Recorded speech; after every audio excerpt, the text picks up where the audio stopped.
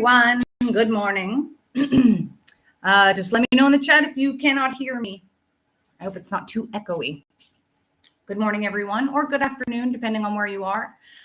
And welcome to Sex with Robin on Split Radio, where we talk about sex, kink, dating, any and all of that good shit.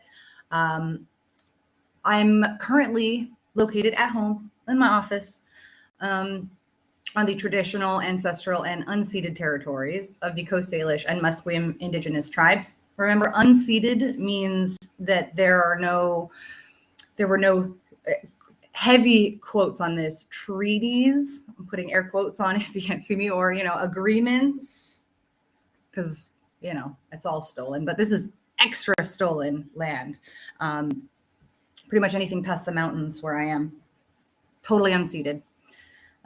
My name is Robin Beach. I am a former stripper, former pro-dom, former nurse with experience in cardiology, psychology, and sexual health. And now I basically work as a sexual health and kink consultant on a lot of things. I do a lot of one-on-one with folks. I am not a registered therapist. That's not what I do. In terms of my coaching, it's more education and goal-oriented kind of guiding, giving you the tools when it comes to things like kink or non-monogamy, queer and trans bodies, because unfortunately, healthcare is a very conservative world and they're pretty far behind. But anyways, welcome. Today, I didn't have much prepared, but because last week I wasn't able to do the show because I was still working. I was away in San Jose, California, last weekend for a kink conference called Surrender from the organization Dark Odyssey. And I'm going to share some of my stories because I know people like to hear how they went, especially since COVID. This is like a whole thing because it's different. Things are different. Over the past few years, there are people that have been really interested in exploring kink, exploring non-monogamy, as usual. Like there's always new people kind of coming around and wanting to explore. But unfortunately, during COVID, we couldn't have events. We couldn't go out and date and go out and meet people.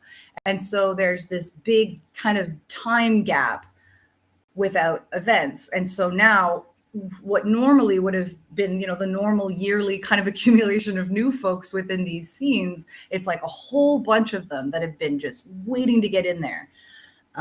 So I'm finding that it's nice. I was really impressed with the accessibility at Dark Odyssey in terms of mixing up the newer and also the not so new for people that have been doing it for a long time. So I had such a good time.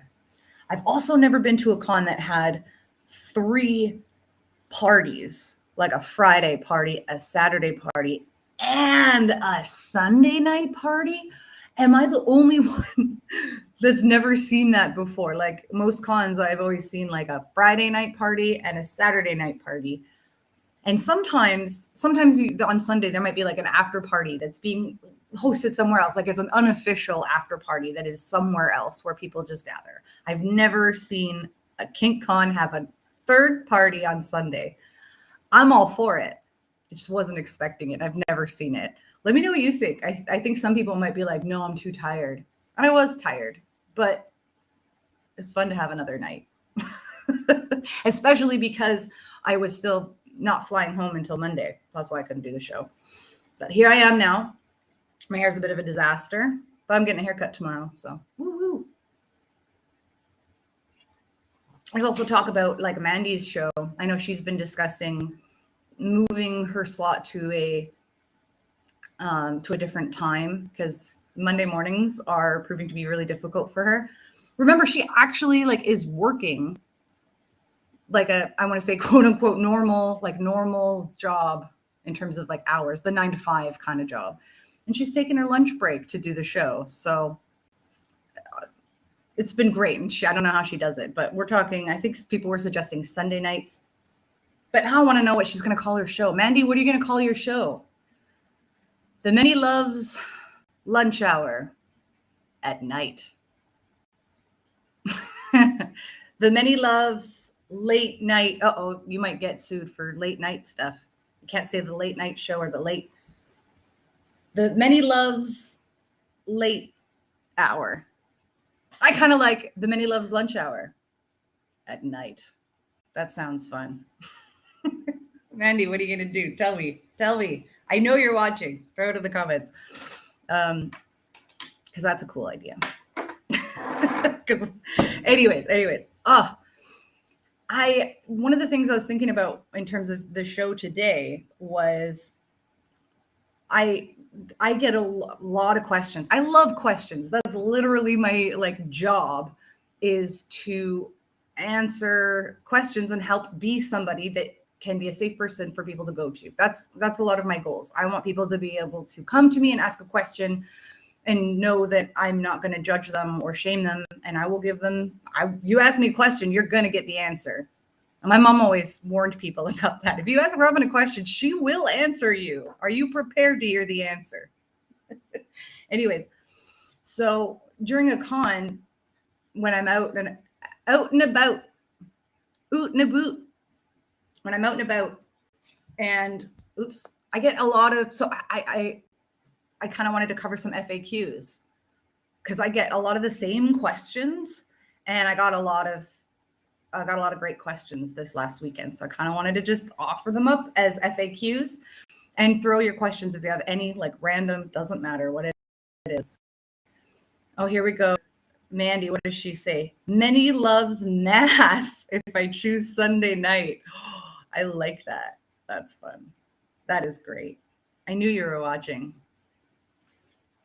Oh, and you can see Togepi. She's being Togepi, my cat.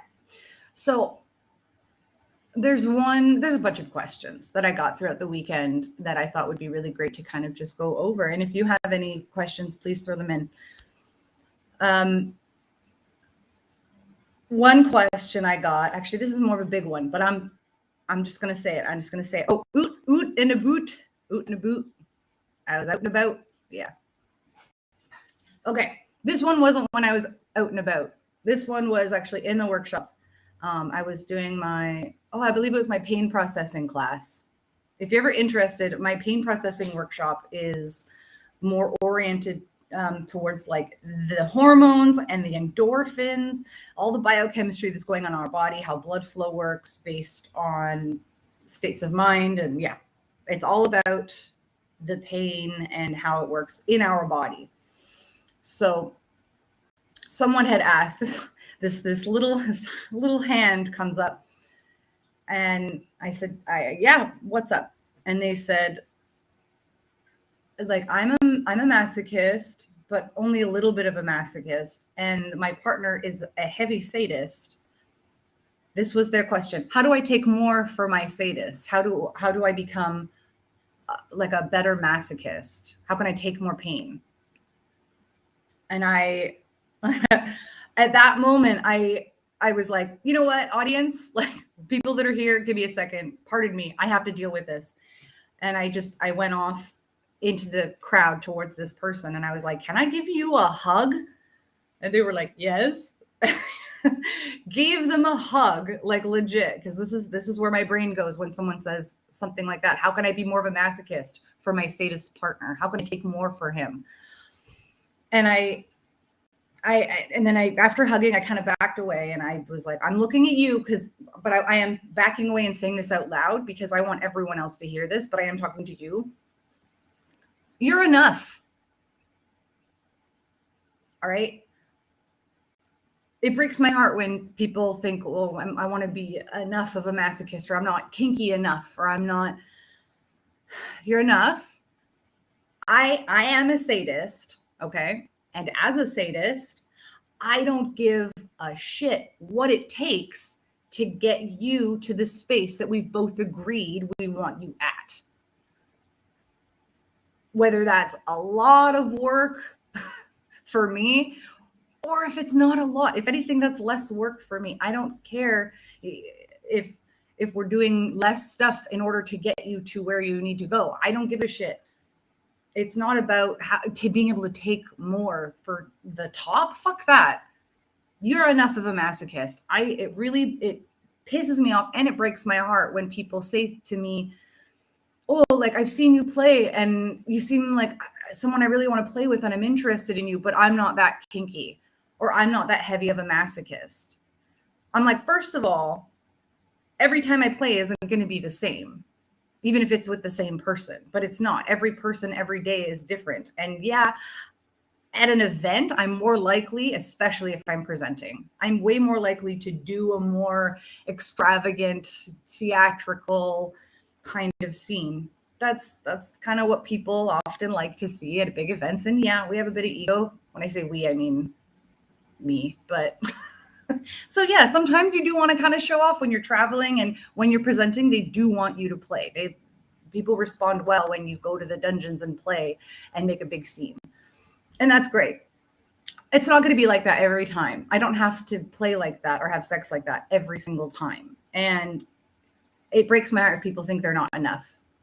It really does. So yeah, there are ways you can take more pain and we'll discuss that. But I just want to make sure you know, it's like, it's okay. You're not less than because you're not taking a ton of pain. It's not a competition. Anyways, that was my rant. That's my rant.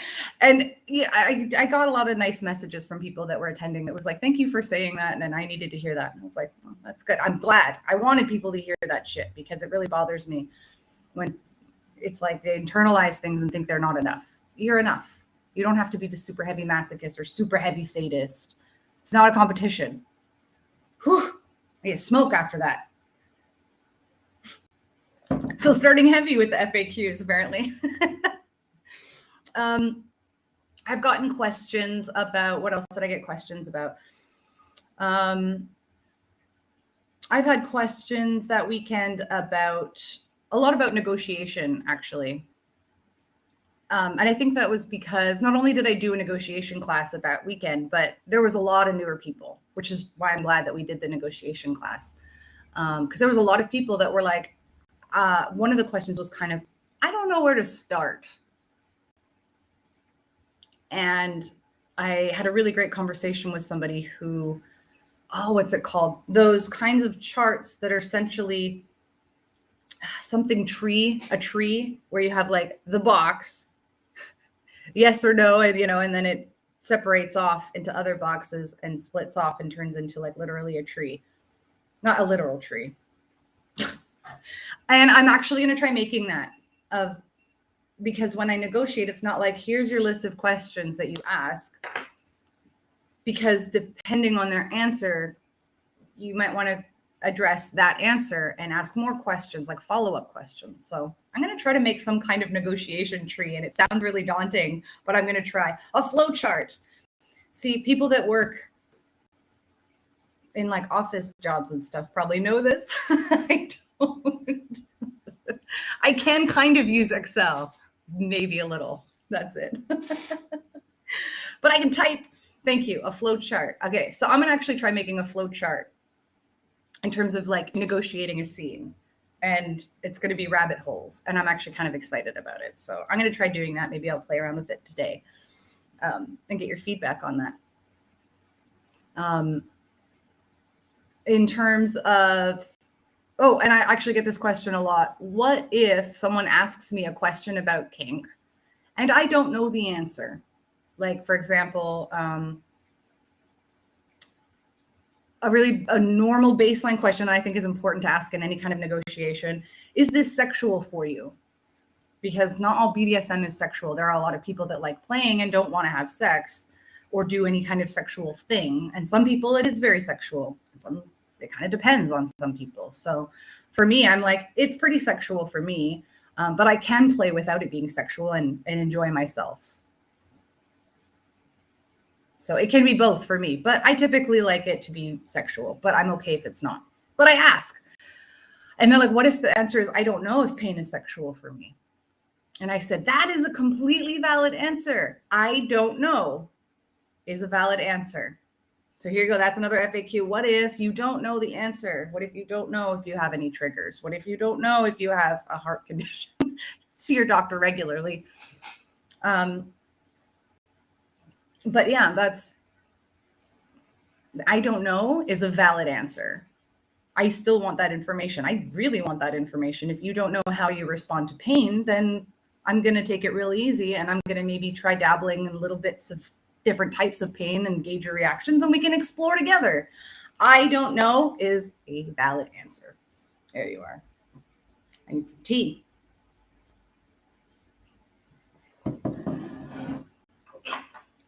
Take down the flow chart.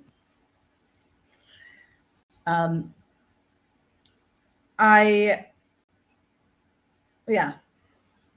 I'm trying to think of other questions about negotiation that I got. But because I know I feel like I got a lot. And now I can't think of them. I should have written them down. My FAQs.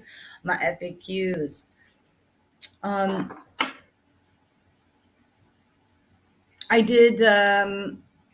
I should check what I'm doing next week. But I did a workshop at the Art of Loving. If anyone's familiar with Vancouver, I do workshops at the Art of Loving every Wednesday. And so that's back again. That was back since like September. But some people are still kind of apprehensive to go to events in public, and that's totally valid. It's a lot smaller. I think it's like maximum 20 people at the Art of Loving. It's usually small. And I did like a beginner's impact class. And we had a lot of fun, actually. It was a really small group, which I think made it a lot more flexible I was like, what do you guys want to do? Like, I'll teach you the things you want, but like, there's maybe like a couple handfuls of people here. What do you guys want? And they were able to like try a lot of the toys and stuff and learn how to use them. And I think a lot of the questions that I was getting that night were like, where do I get these toys? Where do I get these impact toys? Where do I get floggers and paddles and rope? Where do I get these things? And I like telling people, this is where I stand. If you're new to something and you're not sure how much you like it, I encourage people to not spend a lot of money and try to get like a cheaper alternative. And you can keep that, of course, and keep using that. If you later decide or are able to spend the money to get like a really fancier toy, I say try the extra cheap shit first. Because it makes me sad to think that some people might spend like a ton of money on toys that just sit in their closets forever collecting dust. That just makes me sad. So yeah, get like a cheap strap-on harness. Get those like vinyl one size fits all kind of ones. And then if you decide you really like it, then you might be able to spend some more money on stuff. Or you could just stay with the cheap vinyl. It's okay. You don't have to spend a ton of money in order to get some of these toys. Like, get creative. Okay. If you check out my YouTube channel, I might go back to it one day, but I did like a Kinky MacGyver series. That's why I called it Kinky MacGyver, where people would just present me with some random dollar store items, and I would try to find ways that you could use them. Dollar stores are great for accessible kink. So are hardware stores too, actually. And this is actually a really great time to bring up, in terms of financial accessibility and where you can get this shit, I'm going to say go to adamandeve.com. They have a really, really great variety and really huge price range that makes me really happy. And yes, they're sponsoring this episode, but I'm not going to say shit I don't believe. And I will say the thing that my feedback I've given to Adam and Eve is that I don't like that their website is really gendered. But you know what? It is what it is. And I order stuff from this site too, because there's just a huge variety. And what I'm talking about is they do actually have a lot of what I'm talking about. Some of those cheaper, like really accessible vinyl strap-on harnesses, and they have some more expensive, nicer leather ones. So there's that wide variety. And I really don't like to, don't waste your money. Like, if you're not sure whether you like it. So go to my adamandeve.com. Using my promo code SWR for Sex with Robin, you can get 50%, as in half off almost any one item, and free shipping in the US and Canada, which blows my mind because it is really hard to get free shipping in Canada. It's even hard to get things to be shipped to you, let alone, like, it pisses me off. I'm always like, Mandy, help me. I can't order this. I'm from Canada. But with Adam and Eve, it ships to Canada and to the States for free if you use my promo code. Plus, you get half off almost any one item. So if you are in that situation where you're like, I want to get a nicer paddle, they have some nice stuff. If you want to get a cheaper stuff, they have the cheaper stuff. It's really a lot of variety. If you can think it up, you can probably find it on adamandeve.com. Again, use my promo code SWR for 50% off almost any one item. Some of them might be like 35, but most of them are 50, plus free shipping in the US and Canada. It's a win-win for everyone. There's also dollar store stuff. There's also ways that, canes. Okay, because canes tend to break a lot. When I say cane, do I have to go get it? It's like a long stick that you use to hit people with. Hey, I'll use my straw. Like this, but longer would be a cane. I know people that have used, and I have used, the stick for the blinders. That's that little plastic stick when you have the blinds for your window and you turn it and it adjusts your blinds. Those, you put a little bit of electrical tape around one end for a handle and you've got yourself a cane. Easy peasy.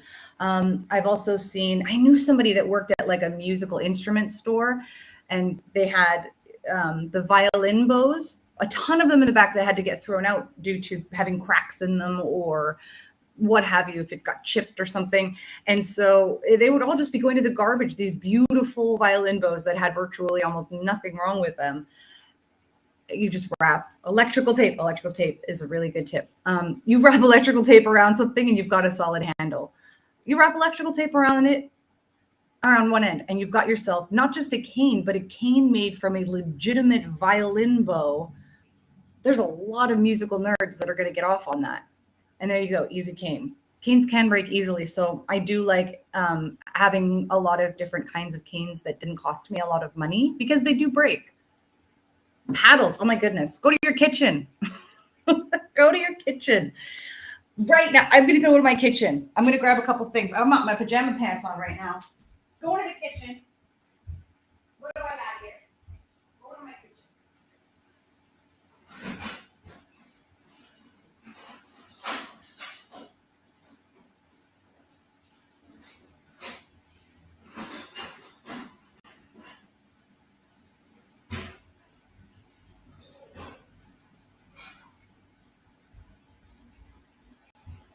Here we go. I am back from my kitchen.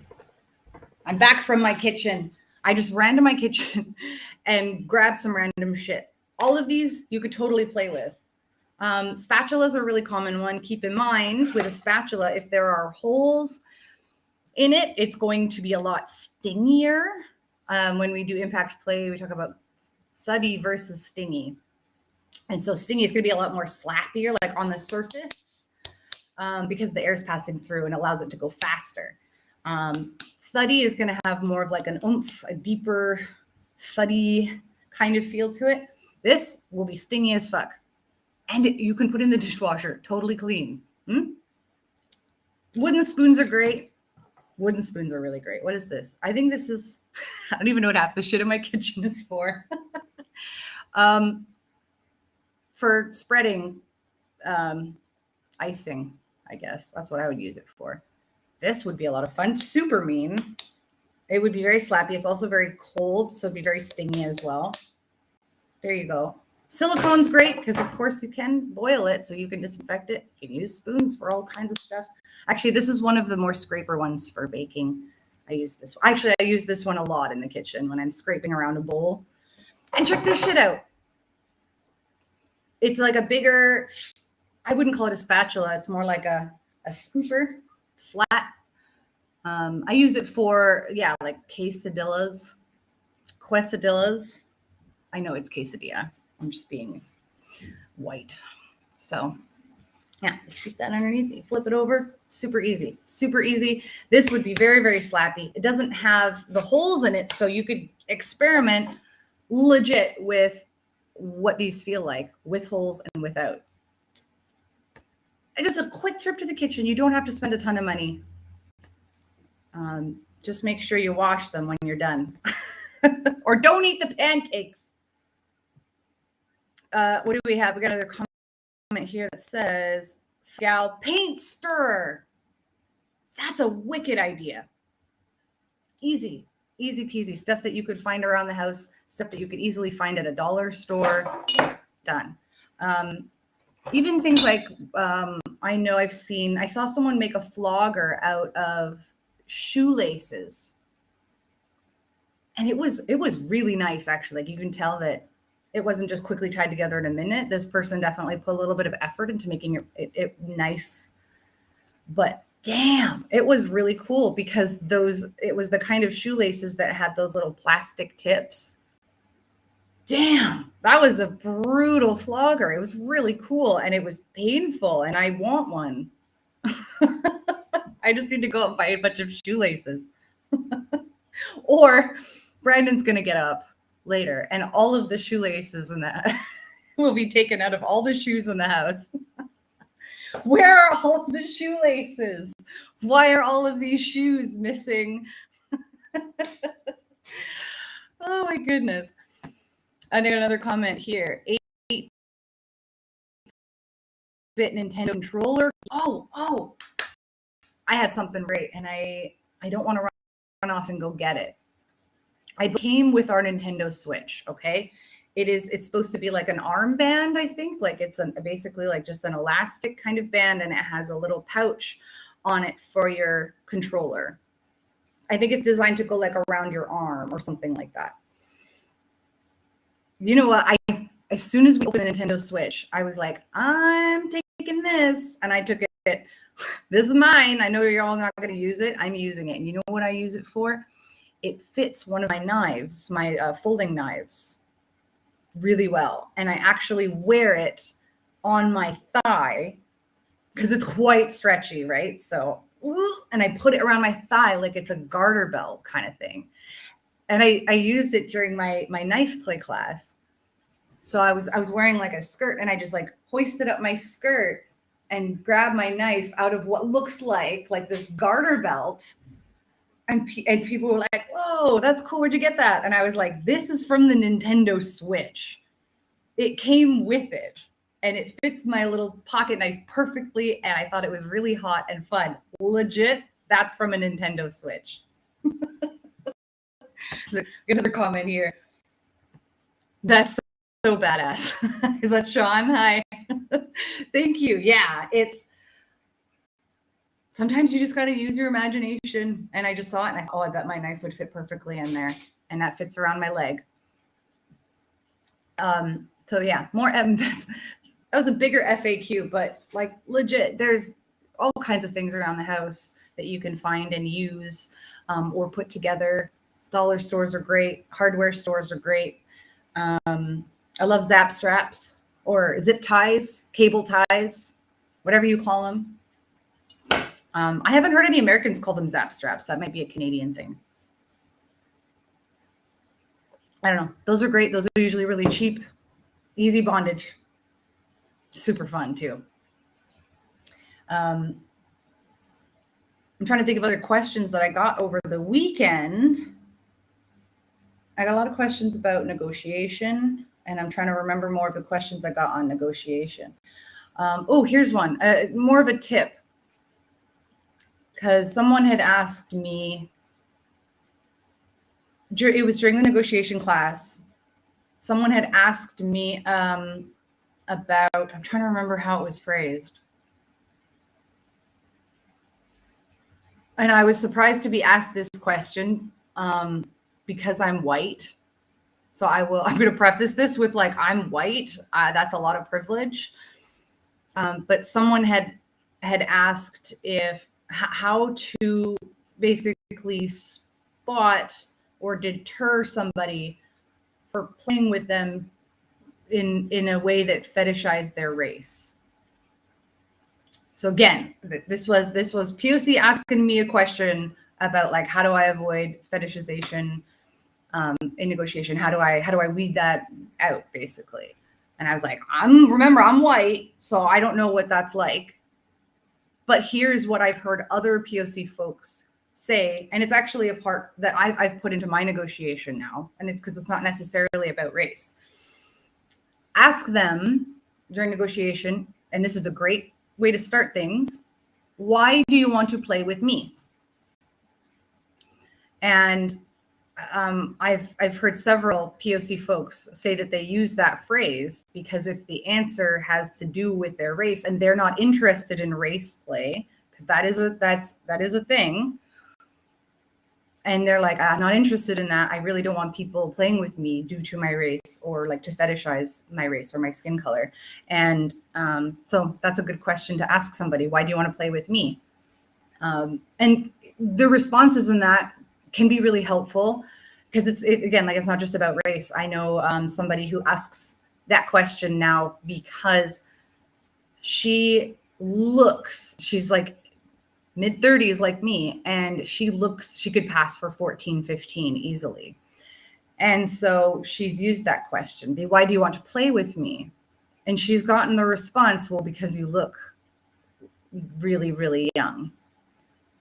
And she's like, again, like, age play is a thing. I'm not into that. And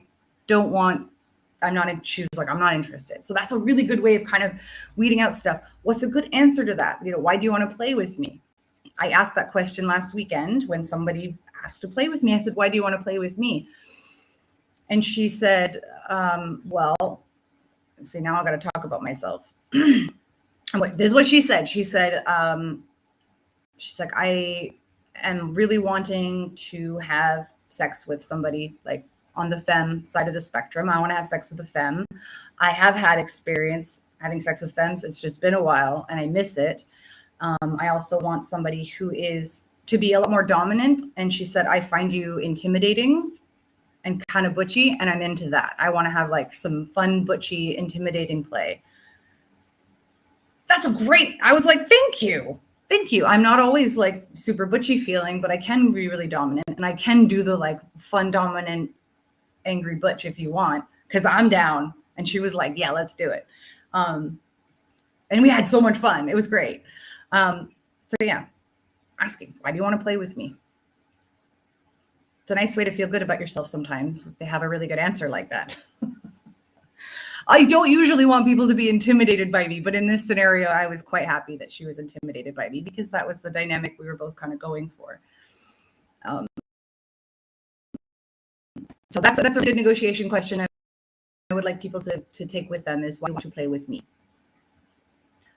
Here we go. We've got a comment here. Zip ties are great for bondage with quick cutaway. Yes, always make sure in any bondage scenario that you have a quick release, including scissors or safety scissors or a safety knife or something like that. Make sure it's not something that is going to harm somebody easily. You can get those actually really easily at a lot of, you can get them at hardware stores. You can get, this is where I would look, or any outdoor equipment kind of store, like a fishing and camping and hunting store. They have a lot of, for rock climbers, they'll have, or even a seatbelt knife. They're curved so that you can run it along someone's body with very little likelihood of cutting a person. So seatbelt knives are really good. You can get those at a lot of, like survivalist kind of places, or the rock climbing kind of blades. If you go to any kind of pharmacy, you can typically find safety scissors, as they're often called, that a lot of healthcare providers and paramedics use to cut clothing off of people in an emergency with a lot less likelihood of cutting somebody. Stuff like that. There's lots of options. So yeah, pharmacies are good for safety scissors. I also have seatbelt cutters. I've got rock climbing rope cutters. There's all kinds of things like that that all work really well with any kind of bondage scenario. Especially if you're using like zip ties, cable ties, whatever you call them. They're super fun. My phone's going off. It's supposed to be quiet. No sound. Okay.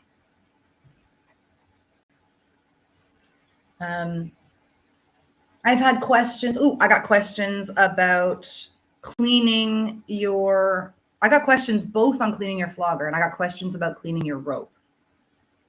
Here we go. Comment here for your comment. What does it say? Having the safety scissors on hand makes play more freeing. Oh, for sure. Knowing your escape route is very comforting. Yeah, fun body language stuff. If somebody is eyeing the exits, they might be a little stressed or maybe don't want to be there. If they're eyeing the exit, or if their feet are pointed towards the exit, or they're leaning towards the exit. That's a nice way of noticing when somebody's done having that conversation, so you can let them go. I can tell I'm taking up your time, or you got somewhere to go. They're looking at their watch. They're looking at the exits. It's nice to know where the exits are. It's nice to know that you have an out. So have some kind of safety scissors on hand. You do your safety stuff. Look around on, here's a fun tip. Look around on the ground wherever you're playing. Because what if somebody falls? What if somebody collapses? What are they going to land on? Is it a floor full of scissors? Or, is it pillows or concrete? Know what's going on. Just check out your situation. Okay, sorry. I was addressing a question about cleaning your rope. You can wash rope. This is how I would do it. And keep in mind, if you wash your rope, it does, what's the word? It does kind of hinder or decrease its strength. So I have rope that I specifically do not wash. Okay. And that's the rope that I use for things that aren't going to get messy. And then I have my washable rope that I don't use for things like suspensions, because it's been washed. So it's not going to be as strong or quite as safe or reliable. So I keep my reliable, that's like my suspension rope that I don't wash and I don't get messy. And then I've got here's my potentially messy rope that might have gotten bodily fluids on it and I got to wash it, or got sweat, bodily fluids for whatever reason. Maybe it was an outdoor thing and it needs to get washed. So I put my rope in a pillowcase, and then you tie the pillowcase knot and you put it in the washing machine. Make sure it's cold. You're going to wash it on cold, and maybe even a gentle kind of cycle. And then after you take it out of the wash, you're going to hang it to dry. And yes, it'll be like all kinds of rope hanging in my bathroom. Hang it to dry, and then make sure you condition it afterwards, okay? Because especially if we're talking natural ropes. If it's like a PVC rope, then whatever, just wash it, hang it to dry, it's good. But if it's a natural rope like hemp or jute, which I like, what you want to do is you're going to use, coconut oil. I call coconut oil the Windex of my generation. We use it for everything. So yeah, coconut oil. You can use other oils. I mean, it's fine. I like coconut oil because it doesn't have a strong smell like olive oil. So all I do is, I rub it on my hands, this coconut oil, so they're fairly oily, but not too much. And then once the rope is dry, I just run the rope through my hands to condition the rope. Otherwise it frays once it gets dry. So that's what I do for my rope, the rope that I need to clean. And we've got a comment about floggers, which, I want to address that too. They say, this comment says, I use, Cavicide wipes to spray and clean and disinfect my floggers. Yes, that works great. I'm also going to suggest, this is assuming that the floggers are leather. If your floggers are leather, remember, leather is literally skin. It is cow skin, but it is skin. Make it sound like we love the cow. Okay, I'm sorry. I didn't want to make it seem like the skin wasn't as valuable. It's still valuable. You're still valid, cows. I love you. I love cows. Floggers that are leather are skin. And so you can, the rule of thumb is should it go on your skin? Or can you do that to skin? Should you do that to skin? So typically things like, and I would use Cavicide or rubbing alcohol which typically is not great for skin because it dries it out. So this is what I do. I use either Cavicide or rubbing alcohol, and I might spray it or just like wipe it down and then let it dry. And then you need to condition it once it's dry, assuming this is leather.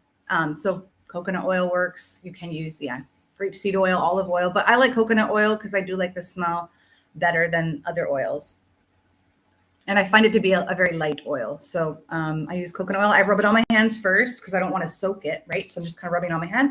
And then you just run it through the flogger tendrils once they're dry. If it's rubber, you don't need to do that.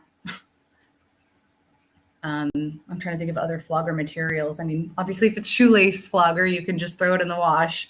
And yeah, keep in mind whether or not you need to be washing your flogger. Sometimes you don't really need to. But if you're getting bodily fluids, if they get particularly sweaty or if there's any blood on them, then yes, you need to clean them before using them with other people. So thank you for that. Using Cavi wipes. I use those too. Cavi wipes and rubbing alcohol, typically good.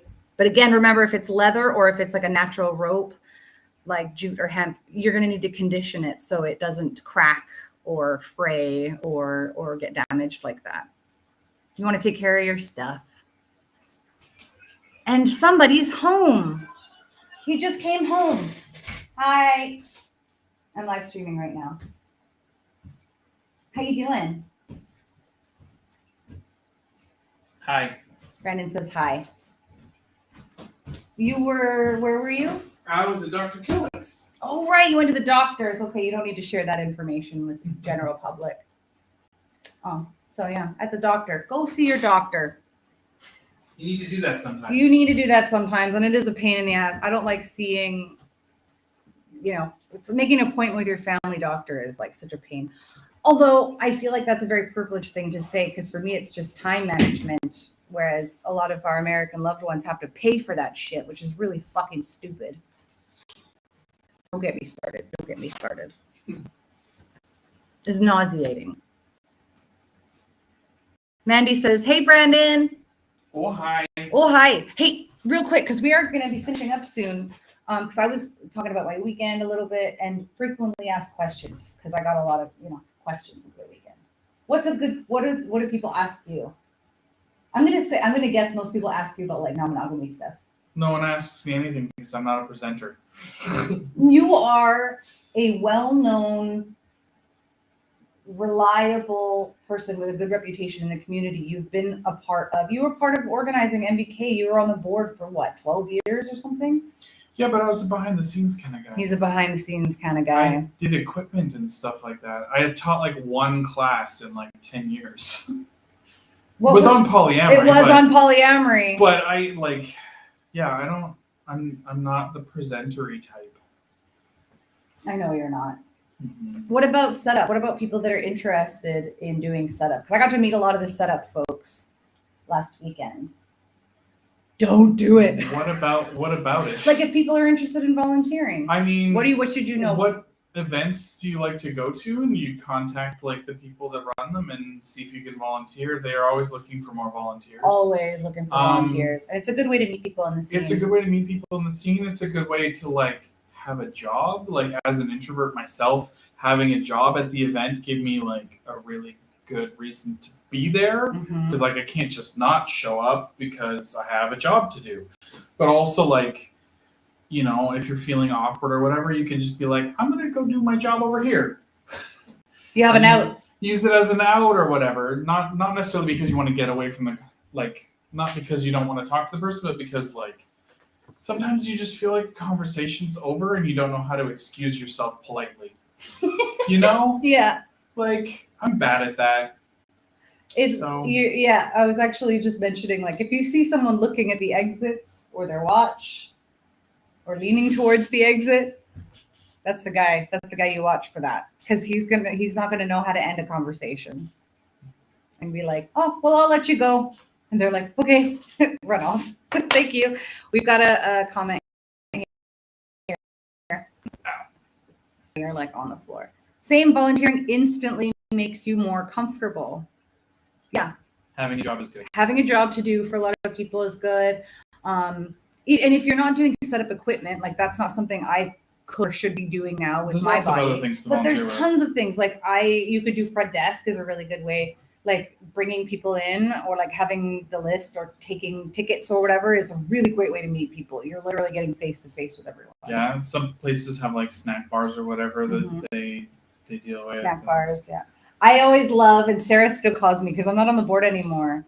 I like giving tours for the new people. I love giving tours. So to be like, Robin, a liaison kind of thing. you give them the tour and you show them this is where the bathrooms are, and you get to see the responses people have. I love giving tours. Yeah. Welcome. Have you heard of an event that has 3 parties? One on Friday, one on Saturday, and a party on Sunday night? Not like an unofficial after party, but like a weekend con that had. I've never seen that until this last weekend. No, that's bonkers. Right? Party on Sunday night is insane. Yeah, like Most up until people 1 a.m. Most people leave in the middle of Sunday. Like, why would you do that to people? Oh, it was fun. Yeah, I'm sure it was, but like probably half the people were gone. There were, a lot less people because a lot of people travel and have to go to work or whatever. Yeah. Local people have to go to work. Like And my flight was already for Monday morning anyways. So I was like, all right. Guess I'm here. Guess I'm here. I guess I got another night of playing. So it's fun. That's bonkers. Ooh, actually, because I'm talking about cons and FAQs, I got to bring up drop before we go. We're just about out of time, but we got to talk about drop. Brandon, what is drop? That's when you feel like shit afterwards. No. No. No, because I mean, like, feeling like shit. Like, it's not like a hangover. The day after or, like, a couple days. Usually, I find with most people, it's not the day after, but it's the day after that. So it's like 2 days after you've done a thing. And, like, if it's a con, it's anything that has, like, really intense emotions. Or, like, because when you're at a con, it's like a prolonged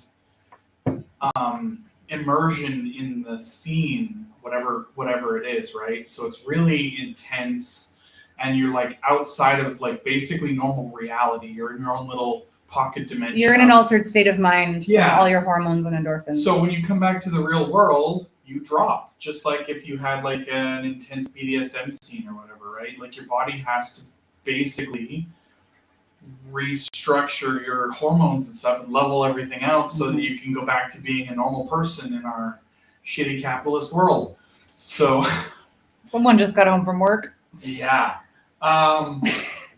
So yeah, you drop. You feel, and I mean, drop feels like depression. It feels like no one loves you, and the world is gray, and I get weepy. I get weepy. Yeah. Yeah. Lots of emotions, lots of crying, lots of despair, lots of feeling alone and neglected, and wondering if your partners love you anymore, and like that kind of stuff. It's really common. So if you're feeling those things after an event, know that is at least partially because your hormones are a lot of it is chemical. Yeah, your body's trying to balance it out. That's the same thing as the baby blues. Are your hormones trying to regulate themselves? Also, people that maybe take a lot of uppers talk about dropping or coming down. Yeah, my favorite is because Robin's like really experienced at this, but she still doesn't think of it half the time. So she'll be like dropping and being like, "Why do I feel so sad?" And I'll be like, "'Cause you're dropping." She's like, "Oh yeah," and then she can manage it because she's realized now that that's what's causing it. So she can manage it, and she's like, "Oh, so my partners don't actually hate me. This is just drop. I can manage that now." So yeah. Yeah, I feel like everyone hates me, and yeah. So you're welcome for calling you out on your own show. Thank you. Yeah. Thank you. I did start feeling a little bit of drop actually on Sunday, and I was like, shit, not yet. Because I guess I was like, I'm rusty. It's been a long time since I've been to an event, and there's a lot going on. So I was like, early Sunday, I still had one more class to teach, and then the party that night.